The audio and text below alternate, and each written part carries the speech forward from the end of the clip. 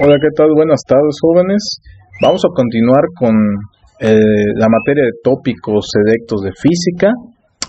Vamos a ver la clase 3 sobre el tema de ondas. Continuamos viendo sobre el tema de ondas. Vamos a ver uno de los efectos que ocurre en el sonido, que es el efecto Doppler.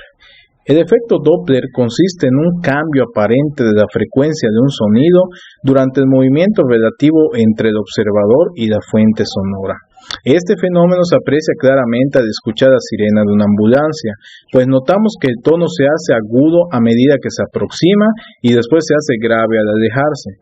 Cuando la fuente sonora se acerca al observador, las ondas que emiten tienden a alcanzar las que se desplazan delante de ella, reduciendo la longitud de onda o distancia de cresta a cresta, lo cual provoca un aumento en la frecuencia del sonido.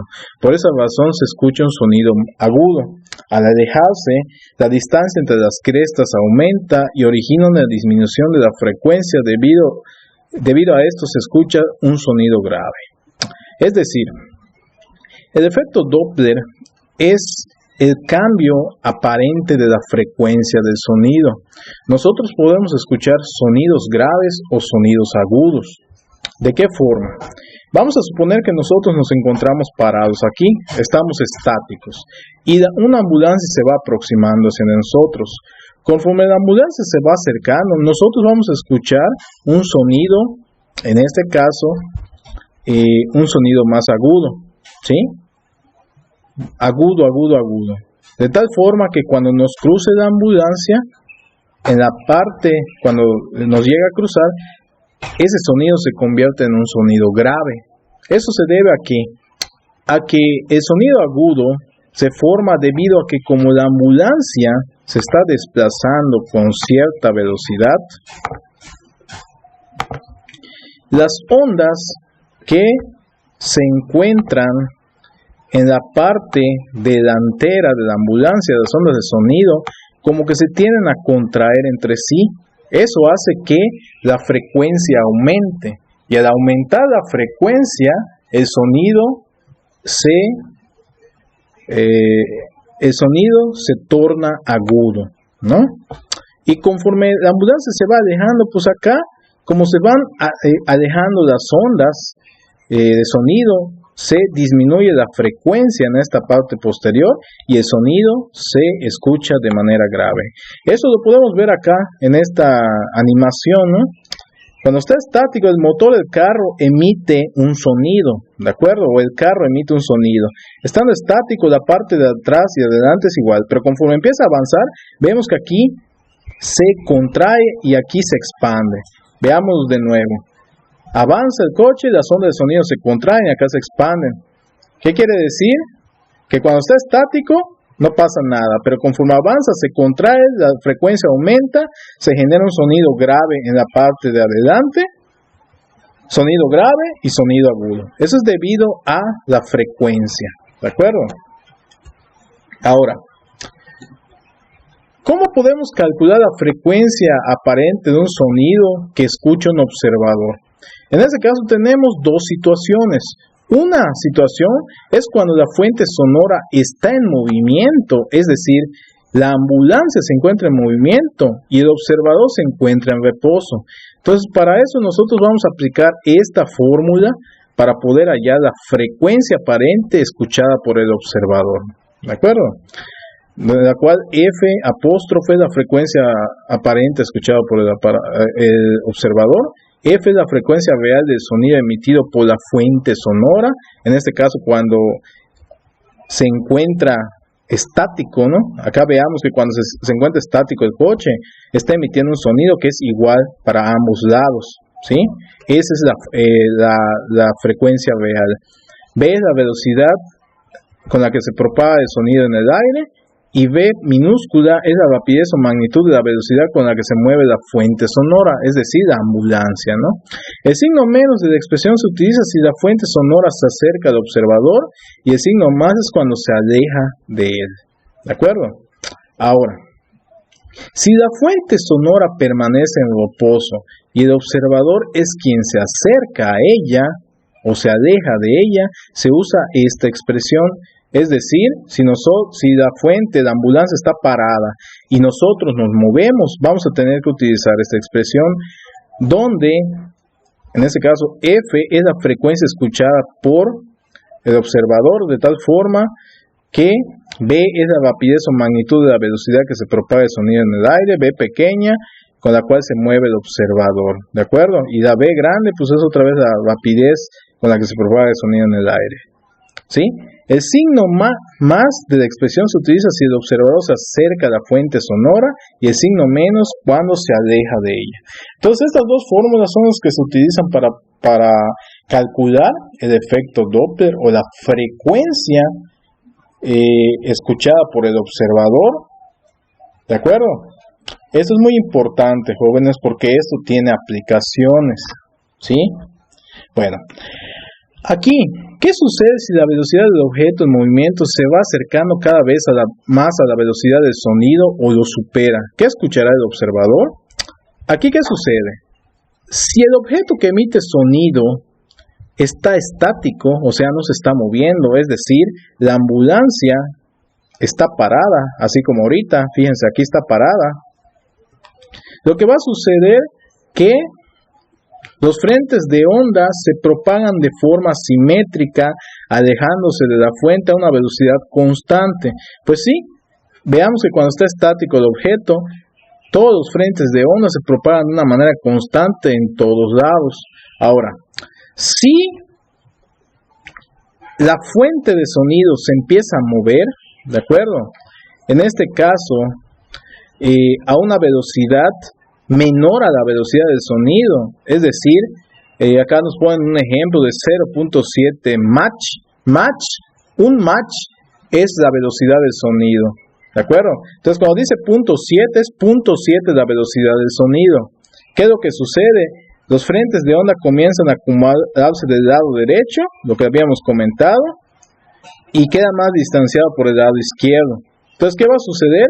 Que aquí va a aumentar la frecuencia y acá va a disminuir la frecuencia. ¿Por qué aumenta la frecuencia? Porque las ondas están más pegaditas, acá disminuyen, ¿de acuerdo? Entonces acá vamos a escuchar un sonido más agudo y acá vamos a escuchar un sonido más grave. Ahora, ¿qué sucedería si la fuente en movimiento se está moviendo igual que la velocidad del sonido? Es decir, que tenemos, por ejemplo, ya no sería una ambulancia, sería, por ejemplo, un avión que se mueve a la misma velocidad con la que se propaga el sonido. El observador enfrente de la fuente no detectará nada hasta que la fuente llegue a su posición F igual a C, y un observador detrás de la fuente escuchará una frecuencia más baja.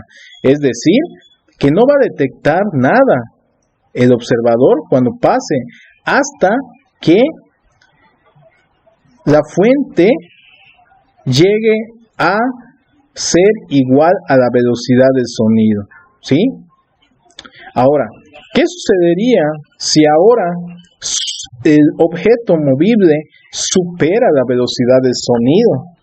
Si el objeto movible superara la velocidad del sonido, es decir, si nosotros desplazamos el objeto a 1.4 veces la velocidad del sonido, son 40% más.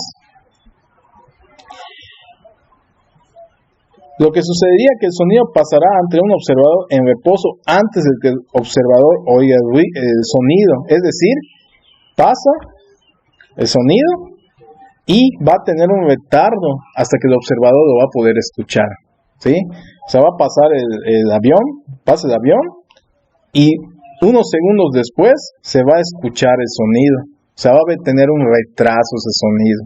Entonces, eso es lo que sucedería con el efecto Doppler. Ahora, ¿dónde se aplica este efecto Doppler? El efecto Doppler se aplica para muchos aspectos.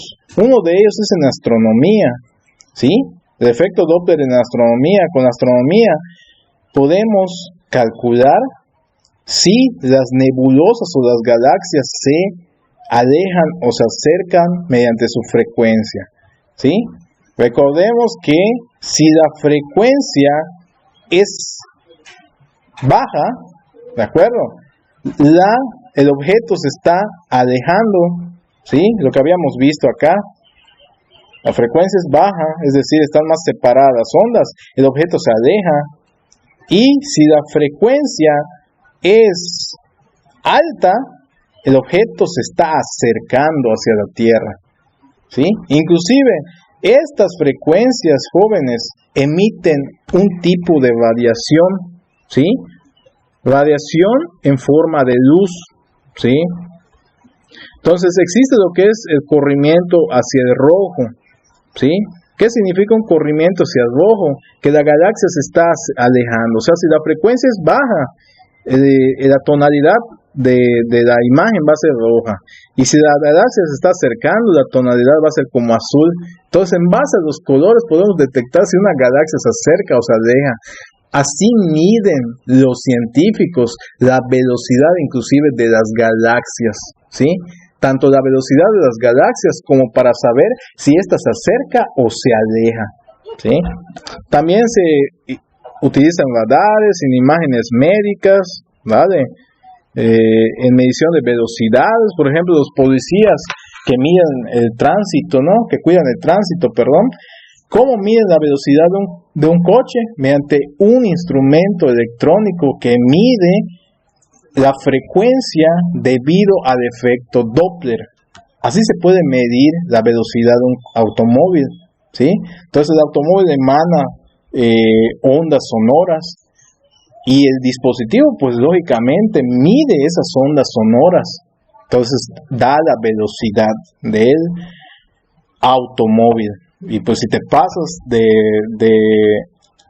límite de velocidad, pues te multan, ¿de acuerdo? En música también se utiliza y en comunicaciones por satélite, ¿no? Entonces esto es muy importante, jóvenes, esto es muy aplicativo para ustedes en su carrera. Si ustedes quieren medir velocidad o de algún objeto, o saber si un objeto se acerca o se aleja, pues tendrían que emplear un sensor que nos detecte eso, ¿de acuerdo? Y en base a la frecuencia, pueden ustedes determinar si el objeto se acerca, se aleja y a qué velocidad se está acercando o alejando, utilizando pues estas fórmulas, ¿no? Estas fórmulas que son en estos casos, ¿vale? En el caso del ultrasonido, pues son generados por fuentes sonoras que vibran a una frecuencia superior a los 20 ciclos, ¿no? Esto pues ya sabemos que es el ultrasonido, ¿no? Realmente son sonidos mayores a 20 ciclos y podemos generar imágenes mediante esos sonidos. ¿Qué es lo que vemos acá en el caso de la máquina de ultrasonido que ve pues un feto, ¿no? Y también existen animales que se comunican por sonidos ultrasónicos. Por ejemplo, el delfín emite sonidos ultrasónicos para poder comunicarse con otros. Los aparatos generadores de ultrasonido se basan en el funcionamiento de la denominada piezoelectricidad, fenómeno que consiste en producir electricidad en algunos cristales como el cuarzo cuando son sometidos a presiones o deformaciones mecánicas. Es decir, que estos sensores piezoeléctricos detectan ondas sonoras y estos empiezan a vibrar. Entonces, cuando empiezan a vibrar dichos sensores, por así decirlo, emiten una señal de voltaje. Esa señal de voltaje va en proporción a la frecuencia y la velocidad del sonido con que se está propagando este último, ¿sí? Es decir, que en electrónica es muy aplicable esto. Y pues es todo, jóvenes. Si tienen alguna duda, alguna pregunta, por favor, ya saben dónde contactarme. Les deseo lo mejor, cuídense y éxito.